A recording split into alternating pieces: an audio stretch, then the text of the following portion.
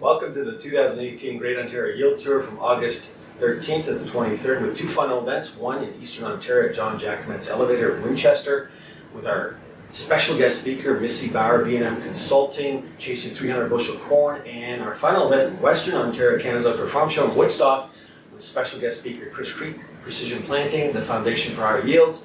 Brought to you by Farmers.com Risk Management, Farmers.com, Maizex, Seeds, Alpine, Canada's Outdoor Farm Show, and John Jackman Elevators.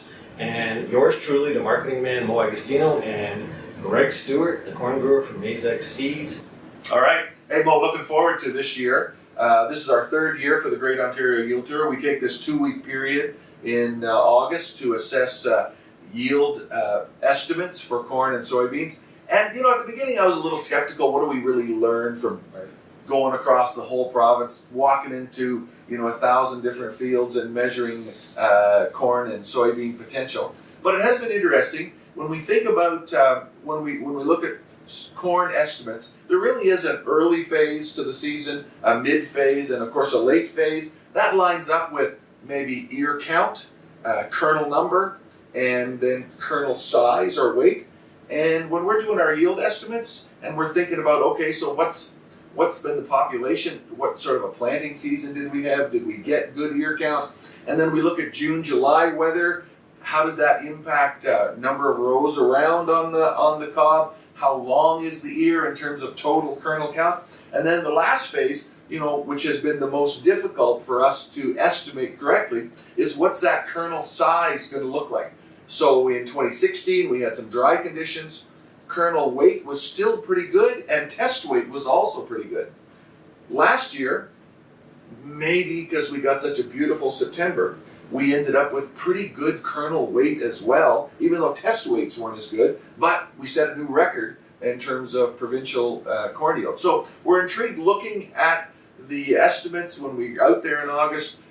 What does it reflect in terms of the early part of the season? What does it reflect in terms of the mid-season? And then where's yield coming from in the last half of the season, which is a little bit more difficult to estimate, but still pretty exciting stuff to do while we work across the province on this tour. Right, and this year looks like a late year for Ontario, like across most of North America.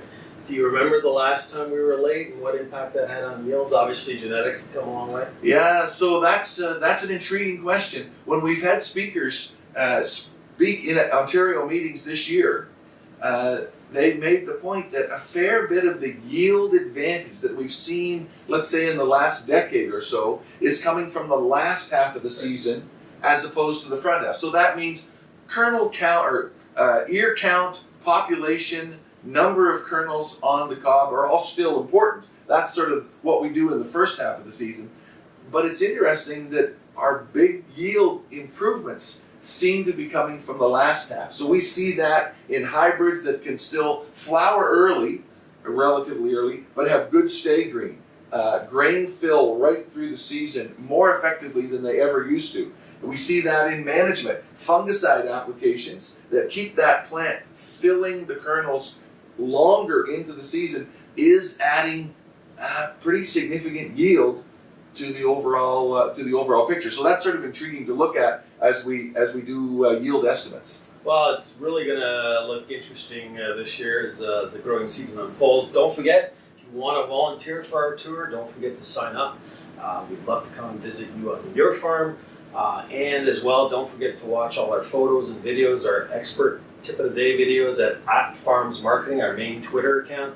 And this tour could not be possible without you, the viewers, so thank you very much, and special thanks goes out to all our sponsors.